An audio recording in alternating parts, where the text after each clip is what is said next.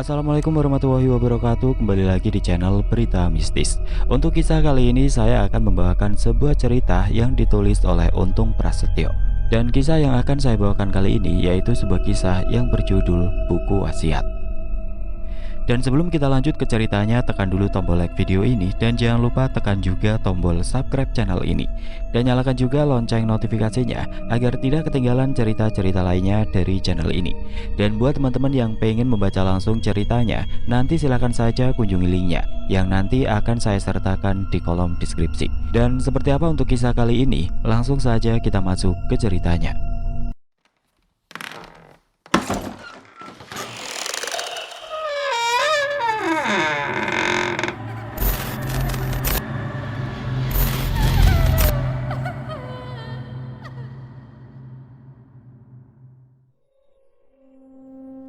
Namaku Tanti. Aku hanya seorang gadis desa yang mencari keadilan melalui hal-hal di luar nalar manusia. Sebelum aku memiliki indera keenam, aku hanya seorang gadis miskin yang terus dikucilkan di desa tempat aku tinggal.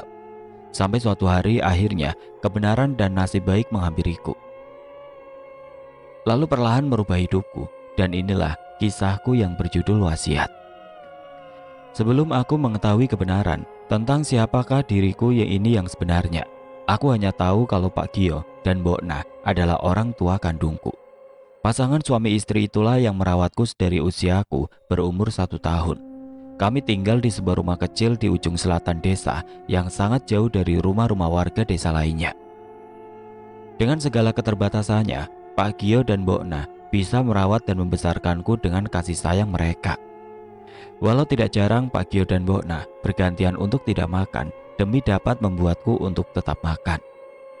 Kehidupan kami yang berada di bawah garis kemiskinan membuat anak-anak seusiaku tidak banyak yang mau berteman denganku. Aku hanya punya 2 teman seusiaku yang bernama Pramono dan Marni, yang sering mengajakku bermain di halaman rumahku.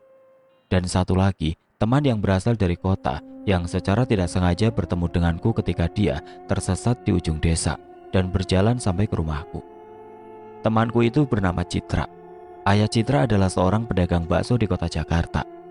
Karena sedang liburan sekolah, Citra bersama keluarganya pulang kampung untuk bertemu sanak keluarganya di desa.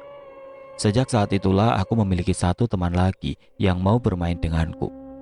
Selama beberapa minggu Citra selalu menemuiku dan mengajakku bermain. Sampai akhirnya kami berpisah karena libur sekolah sudah berakhir. Aku pun hanya bersekolah di tingkat dasar karena memang Pak Gio dan Mbok Nah tidak memiliki biaya untuk menyekolahkanku ke tingkat selanjutnya. Aku pun tidak pernah mempermasalahkan hal itu. Yang terpenting saat ini adalah aku dapat membantu mencukupi kebutuhan hidup Pak Gio dan Mbok Nah dengan ikut bekerja serabutan. Setelah lulus sekolah dasar, aku mulai membantu Pak Gio dan Mbok Nah dengan ikut bekerja, membantu warga desa yang memiliki ladang yang luas. Sampai suatu ketika, Lek Sumiati yang sedang bekerja bersamaku di ladang milik Mbah Saji menceritakan hal yang sangat membuat aku penasaran sekaligus terkejut. "Lihat itu, Tri, ladang yang luas itu," ujar Lek Sum sambil menunjuk ladang yang ditumbuhi padi nan hijau. "Iya, Lek, memangnya kenapa?" tanyaku yang heran dengan ucapan Lek Sum. "Ladang luas nan hijau di bawah sana adalah milik Pak Sabar dan Bu Marti," jawab Lek Sum yang terus memandang kagum ladang tersebut. "Loh, bukannya ladang itu milik Pak Darso, Lek?" jawabku yang memang sudah tahu bahwa orang terkaya di desa kami adalah Pak Darso. "Sebenarnya ladang dan rumah besar yang kini menjadi milik Darso adalah milik Pak Sobar, kakak kandung dari Darso. Darso itu licik dan jahat. Dia tega menyakiti saudaranya hanya demi harta," ujar Lek Sum dengan mata berkaca-kaca.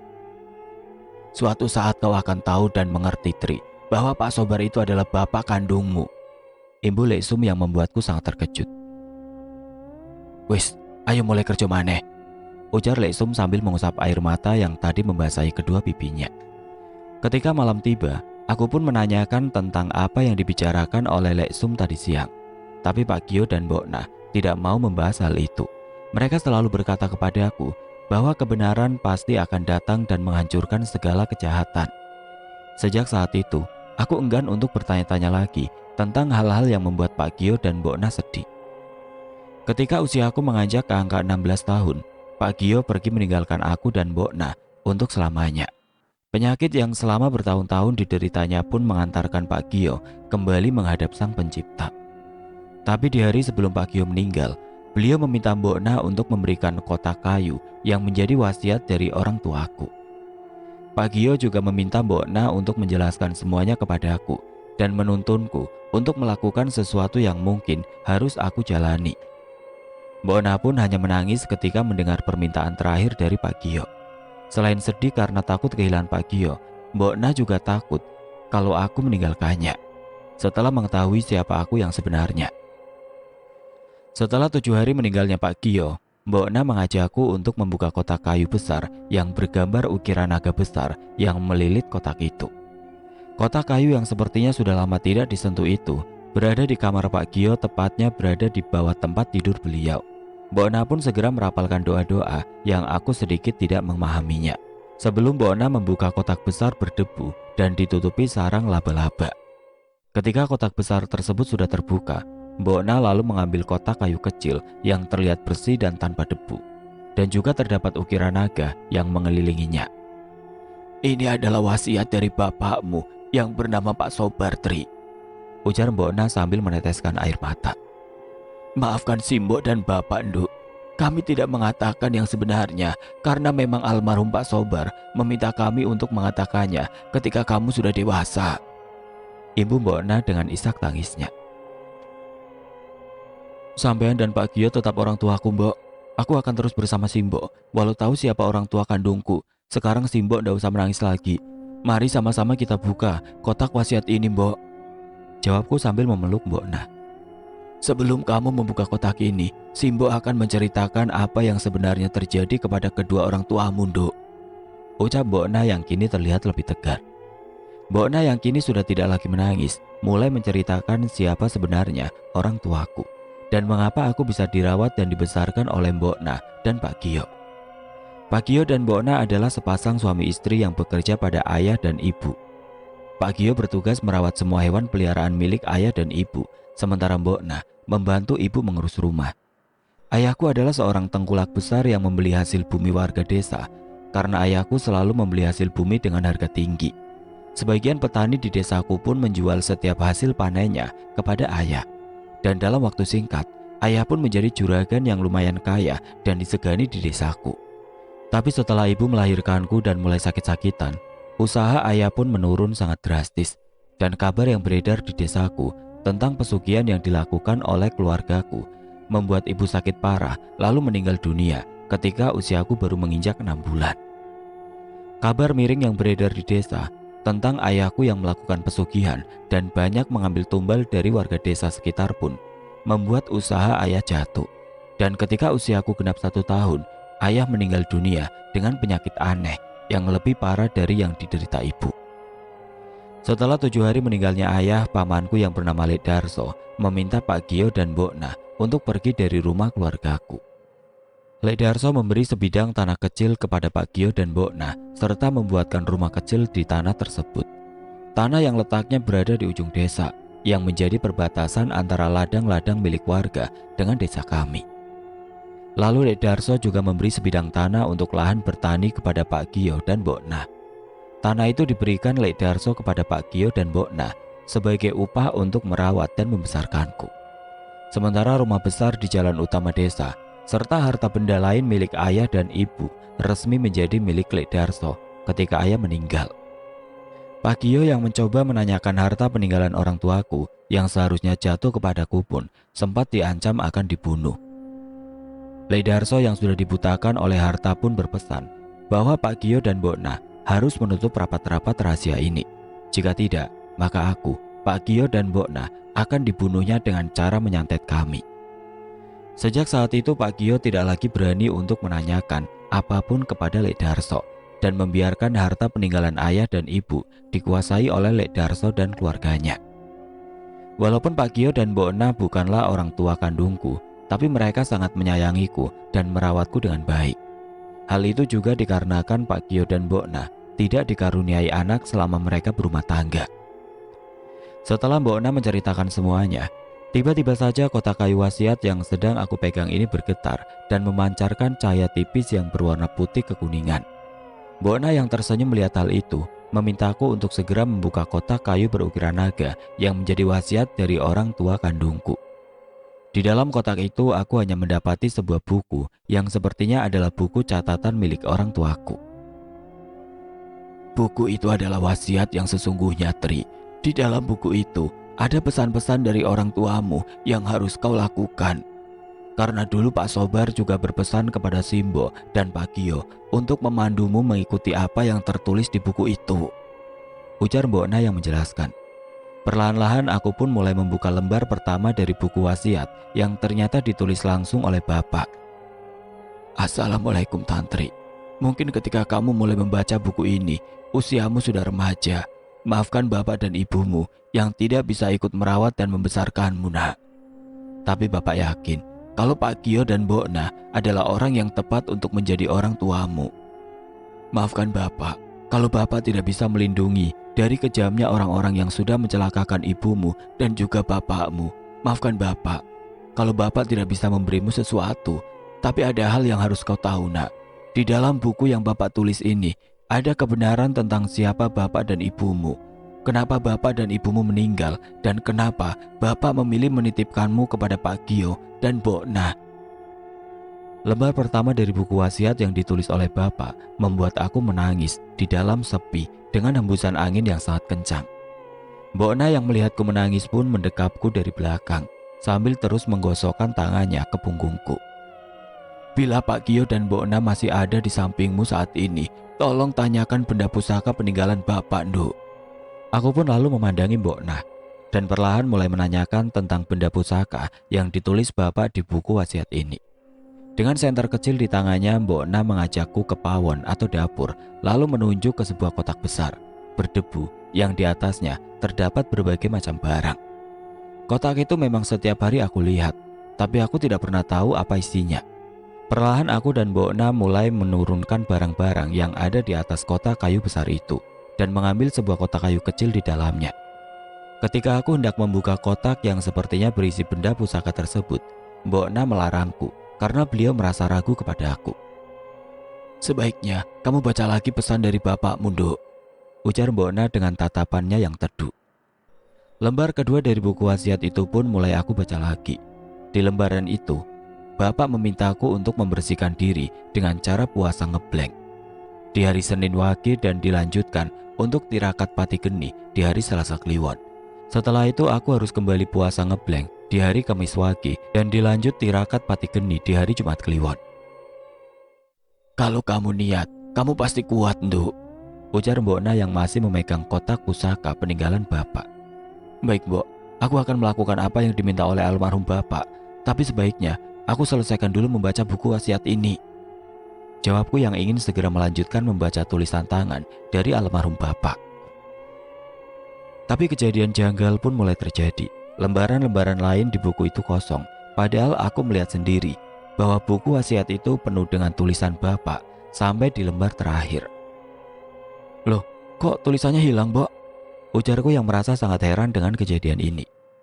Nggak usah bingung, Dok. Buku ini memang bukan buku sembarangan dan perlu kamu tahu, bapakmu dulu adalah orang yang memiliki ilmu kanuragan tinggi, tapi dia tidak ingin menyakiti saudaranya dengan ilmu yang dimilikinya, ujar Mbokna menjelaskan. Jadi, untuk dapat mengetahui isi buku ini, kamu harus melakukan tirakat seperti yang dikehendaki bapakmu, imbu Mbokna lagi. Baiklah, Mbok, sepertinya Bapak ingin aku melakukan sesuatu dengan cara menuntunku melalui buku wasiat ini, jawabku dengan yakin. Hari yang dinanti pun tiba. Di hari Minggu sore aku pun memulai puasa ngeblank dengan tidak makan dan tidak tidur dalam waktu 1 hari. Dimulai selepas sholat maghrib, aku menjalankan puasa untuk membersihkan hati dan pikiranku, serta memohon petunjuk kepada Sang Pencipta untuk dapat membuka apa yang telah menjadi warisanku. Berat sungguh aku rasakan. Harus menahan rasa kantuk dan lapar secara bersamaan, tapi bersyukurnya aku, dengan dukungan dari Mbokna, aku dapat melewati hari pertama aku melakukan laku tirakat puasa. Selesai sholat maghrib, aku pun meniatkan diri untuk melakukan laku tirakat pati geni. Di dalam kamarku dan di malam Selasa Kliwon itu, Untuk pertama kalinya aku bertemu dengan bapak dan ibu lewat mimpi. Mereka memelukku hangat dan memberi wejangan-wejangan kehidupan untukku. Sungguh bahagianya hatiku saat itu. Wajah ibu yang mirip sekali denganku tersenyum memandangku dan memelukku dengan erat. Begitu juga bapak. Bapak terlihat masih muda dengan badan tegap walau sedikit agak pendek. Di minggu berikutnya, yaitu di hari Kamis Wage, aku kembali menjalankan puasa ngeblank. Karena sebelumnya aku sudah menjalani puasa yang sama, jadi di hari Kamis ini tidaklah terasa begitu berat. Walaupun godaan yang datang semakin besar, bayangkan saja, beberapa warga yang rumahnya sekitar 300 meter dari rumahku berdatangan untuk mengantarkan makanan. Begitu juga dengan nenek dari Citra, beliau menyampaikan salam dan memberiku makanan yang dikirim Citra dari Jakarta. Tapi semua dapat aku lalui dan semakin membuatku bersemangat. Sampailah aku di malam Jumat Kliwon. Sebelum aku melakukan kembali laku tirakat pati geni, Mbok Na berpesan kepadaku agar aku tidak boleh bersuara dan bergerak sedikit pun. Aku yang hanya boleh duduk diam di tempat yang sudah ditentukan oleh Mbok Na. Di tengah malam itu, aku mulai merasakan dingin di sekujur tubuhku. Disusul rasa sakit di kedua telingaku, lalu kedua bola mataku bergerak liar, seperti ingin keluar dari kelopak mata yang disertai rasa sakit yang luar biasa. Aku lalu membaca doa-doa yang sebelumnya sudah diajarkan oleh Mbok Na untuk meminta petunjuk dari Sang Maha Pencipta dan Maha Dikdaya. Setelah rasa sakit yang hampir membuatku kehilangan kesadaran berangsur hilang dan rasa dingin yang perlahan pergi, kini berganti rasa panas yang aku rasakan di sekujur tubuhku. Keringat mengucur deras membasahi pakaian yang aku kenakan. Ketika rasa panas itu sudah mencapai puncaknya, tiba-tiba suasana hening. Tidak ada suara apapun yang terdengar olehku, bahkan suara hewan malam yang biasanya berbunyi sepanjang malam pun tidak terdengar olehku. Rasa panas yang sudah menghilang membuat tubuhku seperti melayang. Semilir angin terasa menyejukkan tubuhku saat ini dan suara hening pun mulai menghilang. Ketika suara bapak dan ibu menyapaku. "Assalamualaikum, Duk. Bukalah kedua matamu perlahan," ucap suara bapak yang terdengar di hadapanku. Perlahan aku pun membuka kedua mataku dan kini terlihat bapak dan ibu benar-benar ada di depanku. "Apakah aku sedang bermimpi lagi, Pak?" tanyaku sambil memandang kedua orang tuaku. "Kamu sedang tidak bermimpi, Duk," ujar ibu dengan senyuman yang menawan.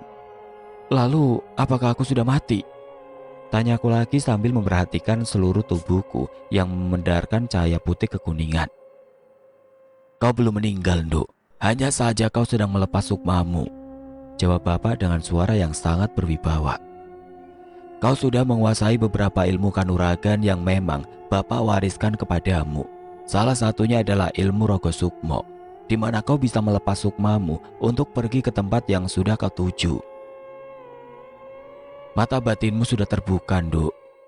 Kini kau dapat melihat dunia gaib, serta makhluk-makhluk gaib yang ada di sekitarmu, serta pendengaranmu juga tidak seperti pendengaran manusia biasa pada umumnya. Kau dapat mendengar isi hati seseorang dan juga percakapan seseorang yang jaraknya jauh darimu," ujar ibu menjelaskan kepadaku. "Tapi kau harus belajar mengendalikan kemampuanmu, Nduk." Ibu-ibu.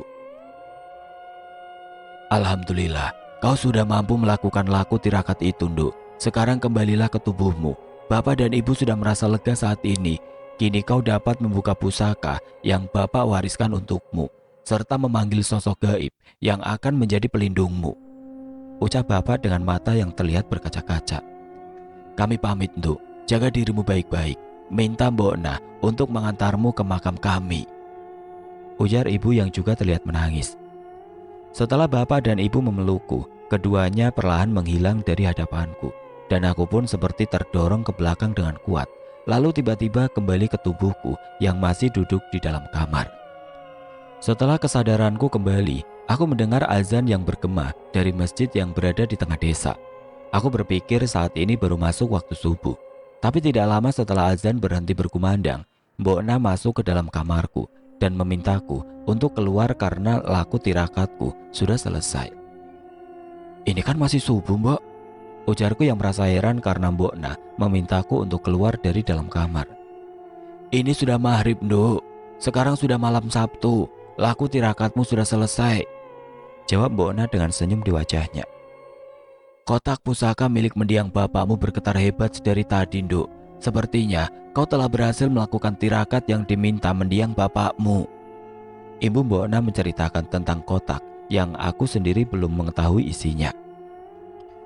Setelah keluar dari dalam kamar, aku pun diminta untuk pergi ke kamar mandi yang berada di belakang rumah.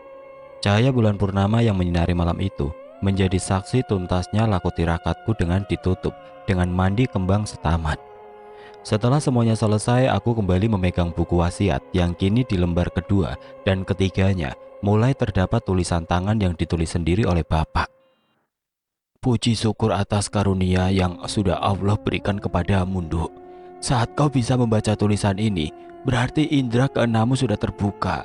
Kau harus terbiasa dengan penglihatan dan pendengaranmu. Ojo kumunan lan ojo kagetan. Karena kau saat ini, kau dapat melihat yang tidak dapat dilihat oleh orang lain. Dan kau dapat mendengar dari jarak yang cukup jauh, serta mendengar apa isi hati seseorang. Gunakan semua kelebihan yang kini kau miliki dengan bijak. Setelah aku membaca pesan yang Bapak tulis di buku wasiatnya, aku lalu membuka kotak kecil yang berisi benda pusaka milik Bapak. Di dalam kotak itu, terdapat cincin dengan batu berwarna biru keunguan yang memandarkan cahaya yang menyilaukan mata. Aku lalu mengambilnya dan memakainya di jari manis tangan kananku. Selain cincin, terdapat juga patrem atau keris yang berukuran kecil, serta beberapa perhiasan lainnya. Ketika aku dan Mbok Na sedang memandangi beberapa barang yang ada di dalam kotak kecil itu, tiba-tiba buku wasiat milik Bapak tersibak dengan sendirinya. Di halaman selanjutnya, terdapat tulisan yang mulai kubaca lagi. Di dalam cincin batu biru itu terdapat sosok gaib yang bernama Nyai Kencono Wungu. Dan di dalam patrem, itu bersemayam Ki Jogorogo. Bersiaplah menemui dua sahabat barumu itu, Nduk. Gunakanlah aji panimbal untuk memanggil keduanya ketika kau sudah merasa siap. Untuk benda yang lainnya, gunakanlah untuk memenuhi kebutuhan hidup kalian. Karena Bapak hanya memiliki 2 pusaka, sementara perhiasan yang ada memang Bapak persiapkan untuk kebutuhan hidupmu. Ketika sudah tidak ada lagi tulisan di lembar-lembar berikutnya, aku pun menjelaskan apa yang tertulis di dalam buku wasiat ini. Awalnya Mbok Na menolak untuk menjual perhiasan emas yang ada di kotak ini, karena merasa sungkan dengan almarhum bapak dan ibu. Tapi aku dapat meyakinkan Mbok Na bahwa perhiasan ini memang sudah disiapkan Bapak untuk membantu biaya hidup kami. Mbok Na pun akhirnya menyetujuinya dan memintaku mengajak Pramono untuk mengantarku ke pasar kota dan menjual separuh perhiasan emas ini di sana. Dengan hasil menjual barang peninggalan Bapak, sedikit banyak kehidupanku dan Mbok Na berubah. Aku juga memberikan sedikit hasil tersebut kepada Pramono, Marni, dan juga Lek Sum, karena selama hidup hanya merekalah yang mau peduli dengan keluargaku. Sekarang ketika malam hari tiba, kami dapat tidur dengan nyenyak.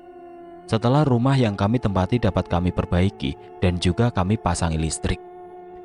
Seiring kehidupanku dan Mbok Na yang berubah, kabar tidak sedap pun mulai berembus di sekitar desaku. Orang-orang mulai membicarakan kehidupanku dan Mbok Na dan menuduh kami melakukan pesugihan untuk mendapatkan uang banyak. Aku dan Mbok Na tidak memperdulikan kabar miring yang terus berhembus di desaku, karena ada beberapa keluarga yang mengetahui dan menjadi saksi bahwa aku dan Mbok Na bisa mendapatkan uang dari hasil menjual emas warisan orang tuaku. Lek Sum, suami dan orang tuanya, serta Pramono dan keluarganya dan juga Marni dan ibunya mulai membelaku dengan membantah semua yang dituduhkan warga desa kepadaku. Mereka lalu menceritakan bahwa aku telah menjual warisan yang dititipkan orang tuaku kepada Pak Gio dan Mbok Na. Kabar bahwa aku sudah menjual warisan dari orang tuaku yang dititipkan kepada Pak Gio dan Mbok Na pun akhirnya sampai ke telinga Lek Darso. Hal itu sepertinya sangat mengganggu Lek Darso hingga dia dan beberapa orang anak buahnya mendatangi rumahku dan meminta barang-barang peninggalan orang tuaku. Sore itu ketika aku dan Lek Sum serta Mbok Na sedang berbincang-bincang di depan rumahku, tiba-tiba rombongan Lek Darso datang dan langsung mengutarakan apa yang diinginkannya. Sepertinya anakmu ini sudah tahu tentang siapa orang tuanya, Mbok, ujar Lek Darso dengan wajahnya yang terlihat marah. Tubuh Mbok Na terlihat gemetar ketakutan ketika Lek Darso mengatakan hal itu. Emosiku pun terpancing ketika melihat Mbok Na ketakutan. Tapi ketika aku bermaksud menyerang Lek Darso, aku mendengar suara Mbok Na dari batinnya yang memintaku bersabar dan tidak melakukan hal-hal yang membuat Lek Darso makin marah. Siapa namamu, Nduk? Aku belum tahu kalau ada anak gadis di ujung desa ini, ujar Lek Darso lagi. Namaku Tantri, anak dari Pak Sobar dan Bu Marti, jawabku tegas kepada Lek Darso. Oh, kamu anaknya Sobar. Baiklah, tujuanku ke sini adalah untuk meminta barang berharga milikku yang sudah disembunyikan Sobar sebelum dia mati, ucap Lek Darso yang membuatku semakin tidak tahan ingin menghajarnya. Barang apa yang sampean maksud, Pak? Saya tidak ngerti, jawabku dengan nada merendah. Sebelum mati, Sobar mencuri beberapa benda pusaka dariku dan beberapa benda berharga lain yang sepertinya sudah kau jual, jawab Lek Darso dengan kedua tangan yang berada di pinggangnya. Bukankah kau yang merampas semua harta milik orang tuaku? Manusia laknat, jawabku yang kini sudah tidak lagi dapat menahan emosiku. Jangan asal bicara kau gadis murahan, balas Lek Darso sambil menampar pipiku dengan keras. Lek Sum yang melihat hal itu lalu menolongku sebelum Lek Darso kembali memukulku. Hentikan Darso, semua orang di desa ini sudah tahu kebusukanmu.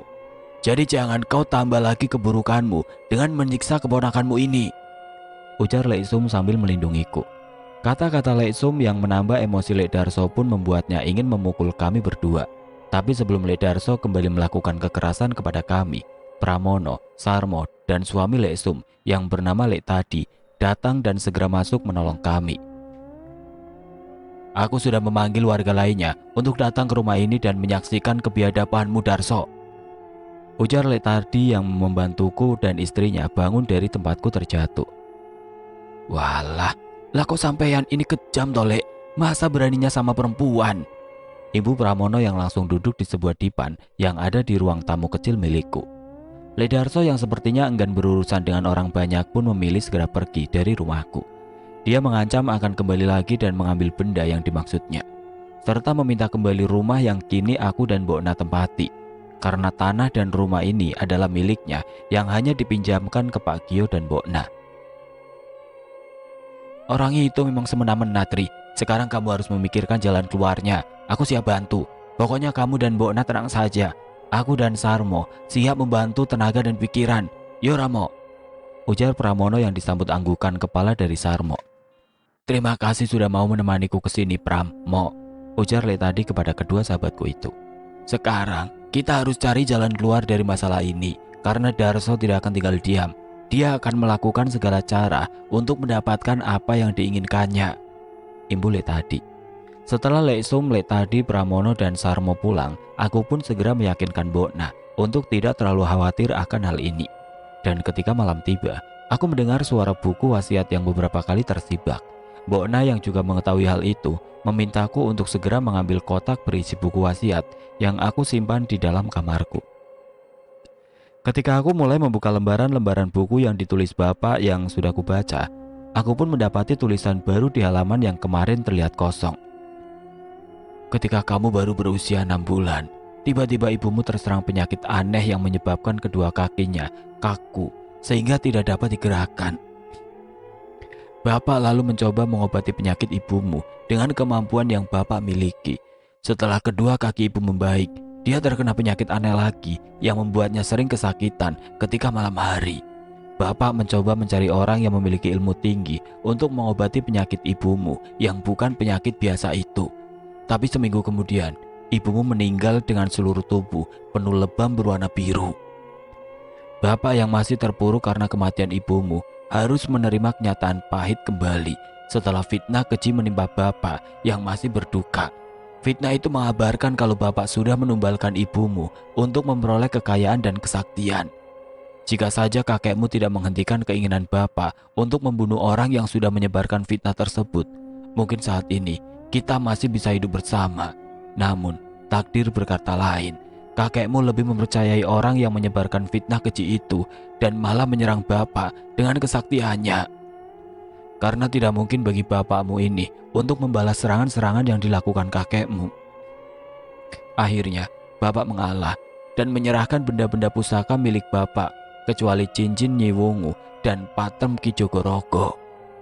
Bapak yang sangat menyayangi dan menghormati kakekmu hanya bertahan sambil mencari cara untuk melindungi Munduk. Serangan santet ilmu hitam yang datang bertubi-tubi membuat bapak kewalahan dan jatuh sakit. Begitu juga dengan kakekmu. Setelah tahu siapa yang sebenarnya bersalah, kakekmu akhirnya menjadi korban dari kejahatan yang dilakukan orang itu. Kakekmu meninggal dengan cara tidak wajar. Beliau dibunuh oleh orang yang selama ini dibelanya mati-matian. Orang itu adalah pamanmu yang bernama Darsono. Setelah kematian kakekmu, pamanmu lalu mencari dukun-dukun sakti untuk dapat segera membunuh bapak. Darsono membayar 3 orang dukun sakti untuk melindunginya dari arwah penasaran kakekmu, serta untuk mengambil benda-benda pusaka milik kakekmu. Pamanmu lalu meminta dukun-dukun ilmu hitam itu untuk mengirimkan santet berkekuatan tinggi untuk menghabisi nyawa bapak dan mengambil pusaka yang dari dulu diincarnya dari bapak. Tapi sebelum bapak meninggal, bapak menurunkan ilmu singkir sengkolo yang selama ini melindungi bapak kepadamu yang berusia 10 bulan. Serta bapak juga meminta Kinogo Sakilat untuk menjaga buku wasiat ini dan kedua benda pusaka yang saat ini menjadi milikmu. Dan ketika kau sudah membacanya sampai di halaman ini, maka perjanjianku dengan Nogo Sakilat akan berakhir. Dia akan kembali ke alam di mana dia berasal. Mulai saat ini, berhati-hati Landu. Maafkan bapak yang membuat kehidupanmu sengsara. Maafkan juga ibumu. Saat ini, hanya doa-doa darimu yang kami harapkan. Salam kasih dari bapak dan ibu. Air mataku kembali jatuh berderai membaca lembaran-lembaran wasiat yang ditulis bapak. Emosiku pun memuncak dan ingin segera menuntut balas atas apa yang telah menimpa orang-orang yang aku sayangi itu. Malam ini ketika hujan deras mengguyur bumi disertai petir yang menyambar bersaut-sautan, aku telah mengetahui apa yang sebenarnya terjadi. Dan aku pastikan aku akan menuntut balas atas apa yang telah dilakukan Darsono. Aku yang awalnya tidak memiliki rasa benci kepada Lek Darso dan menganggap semua yang telah dilakukannya adalah bagian dari takdirku, mulai merasakan kebencian yang mendalam kepada pamanku itu. Aku berjalan keluar rumah di tengah hujan deras yang mengguyur. Aku tidak lagi peduli dengan dinginnya air hujan yang membasahi tubuhku. Saat ini aku hanya meminta, semoga Yang Maha Kuasa berkenan untuk memberiku kekuatan untuk dapat menguasai diriku yang sudah terbakar oleh api dendam. Suara petir yang terus bersaut-sautan membuat suasana malam ini sungguh menakutkan. Dan ketika aku memandang ke langit dengan kedua tangan yang menada, tiba-tiba kilatan petir menyambar tubuhku. Seketika itu juga suasana kembali hening. Air hujan yang deras mengguyur pun hilang dan tubuhku terasa menjadi hangat.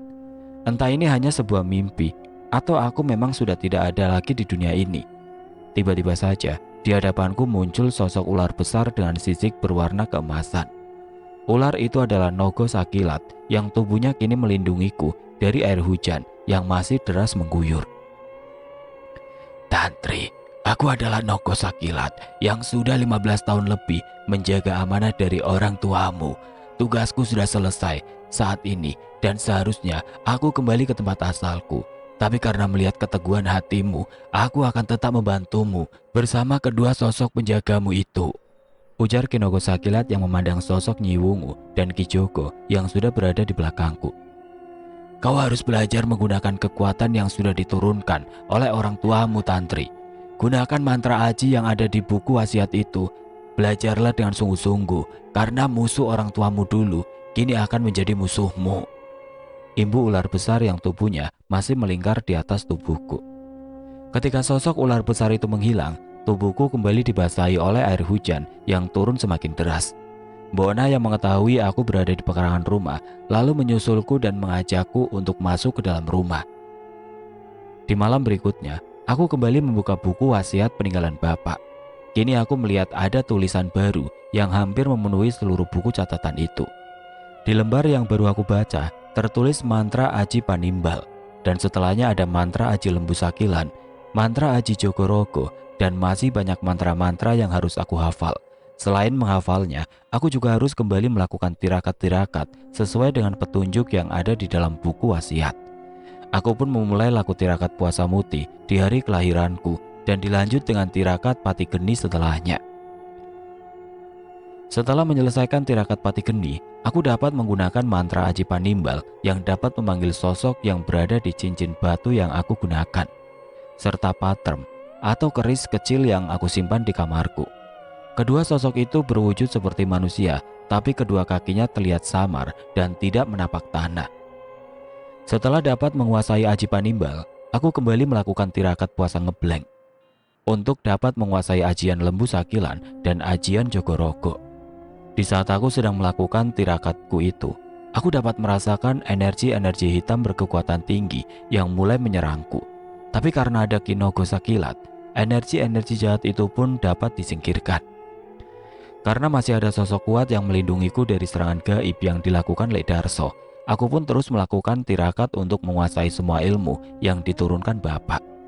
Ajian Bolo Sewu dan ajian Lebur Saketi menjadi ajian yang akan aku gunakan untuk menyerang musuh-musuhku. Pendengaranku yang tajam serta penglihatanku yang mampu melihat makhluk gaib serta ajian yang kini sudah aku kuasai membuatku tidak sabar untuk menghancurkan keluarga Darsono. Sebelum Kinaga Sakilat pergi, sosok makhluk yang berwujud ular besar itu kembali menemuiku dalam mimpi. Beliau berpamitan kepadaku karena memang sudah saatnya untuk kembali ke alam di mana dia berasal. Kinogo berpesan kepadaku untuk tidak menjadi manusia sombong dan angkuh ketika aku menguasai ilmu-ilmu yang diturunkan oleh orang tuaku. Beliau memintaku untuk membantu orang-orang yang membutuhkan pertolongan setelah urusanku dan Lek Darso selesai. Kinogo Sakilat pun pergi setelah aku menguasai semua ilmu yang diturunkan kepadaku. Dan inilah saatnya aku mencari cara untuk menuntut balas atas apa yang sudah dilakukan Lek Darso kepada kedua orang tuaku. Karena kehidupanku yang perlahan berubah, aku pun memberanikan diri untuk bergaul di tengah-tengah masyarakat. Aku dan Bona kini sering mengunjungi warga desa yang sedang sakit ataupun melahirkan. Hingga suatu ketika, aku bertemu dengan anak gadis seusiaku bersama kekasihnya yang ternyata adalah anak perempuan dari Lek Darso, yang juga berarti dia adalah saudara sepupuku. Gadis itu menatapku tajam dengan sorot mata penuh kebencian.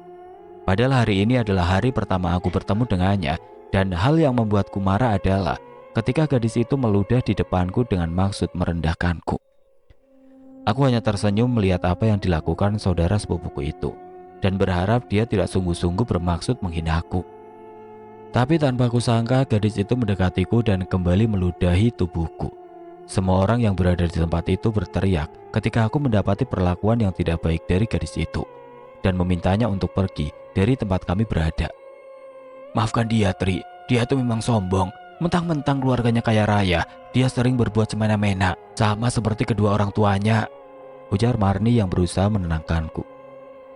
Dia itu saudara sepupumu, Tri. Dia adalah Gendis, anaknya Darso. Imbu Lesum yang terus mengusap punggungku agar aku tenang dan tidak meluapkan emosiku di tempat ini.